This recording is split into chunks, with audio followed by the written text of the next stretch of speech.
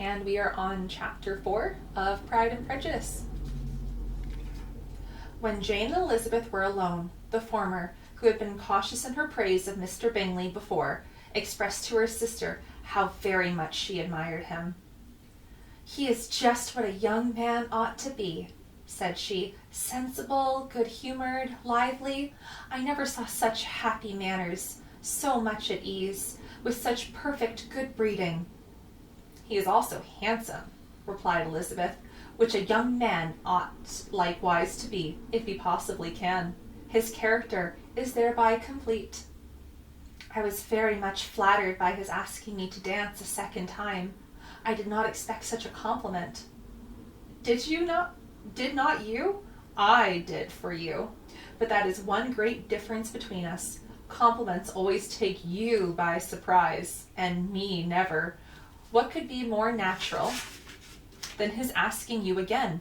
He could not help seeing that you were about 5 times as pretty as every other woman in the room. No thanks to his gallantry for that. Well, he certainly is very agreeable, and I give you leave to like him. You have liked many a stupider person." "Dear Lizzie!" "Oh, you are a deal too apt, you know, to like people in general. You never see a fault in anybody. All the world are good and agreeable in your eyes. I never heard you speak ill of another human being in my life." "I would wish not to be hasty in censoring anyone, but I always speak what I think." "I know you do, and it is that which makes the wonder, with your good sense, to be so honestly blind to the follies and nonsense of others.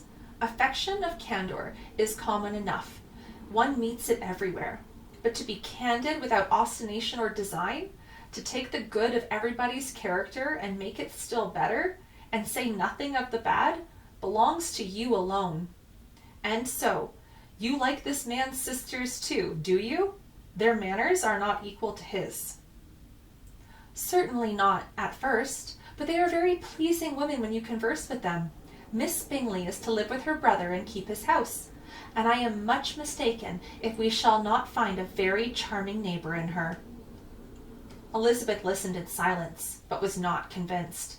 Their behaviour at the assembly had been calculated to please in general, and with more quickness of observation and less plainness of temper than her sister, and with a judgment too unassailed by any attention to herself, she was very little disposed to approve them. They were in fact very fine ladies, not deficient in good humour when they were pleased, nor in the power of being agreeable where they chose it, but proud and conceited.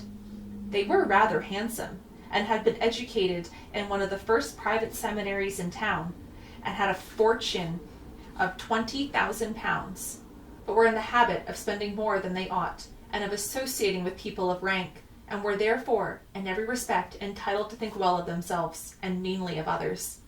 They were of a respectable family in the north of England, and circumstance more deeply impressed on their memories than that of their brother's fortune, and their own had been acquired by trade. Mr. Bingley inherited property to the amount of nearly £100,000 from his father, who had intended to purchase an estate, but did not live to do it. Mr. Bingley intended it likewise, and sometimes made choice of his country, but as he was now provided with a good house and the liberty of a manor, it was doubtful to many of those who best knew the easiness of his temper whether he might not spend the remainder of his days at Netherfield, and leave the next generation to purchase.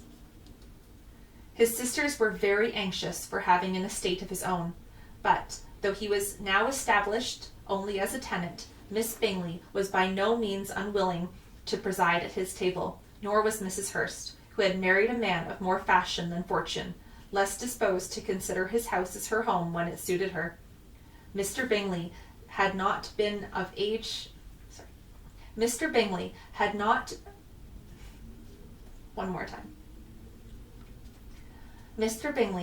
not been of age 2 years when he was tempted by an accidental recommendation to look at Netherfield House. He did look at it and into it for half an hour, and was pleased with the situation and the principal rooms, satisfied with what the owner said in its praise, and took it immediately. Between him and Darcy there was a very steady friendship, In spite of great opposition of character, Bingley was endeared to Darcy by the easiness, openness, delicacy of his temper, though no disposition could offer a greater contrast to his own, and though with his own he never appeared dissatisfied.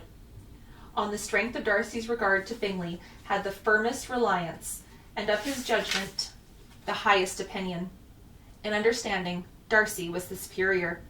Bingley was by no means deficient, but Darcy was clever. He was at the same time haughty, reserved, and fastidious, and his manners, though well bred, were not inviting. That in that respect to his friend had greatly the advantage.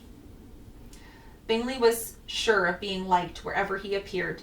Darcy was continually giving offence. The manner in which they spoke of the Meryton assembly was sufficiently characteristic.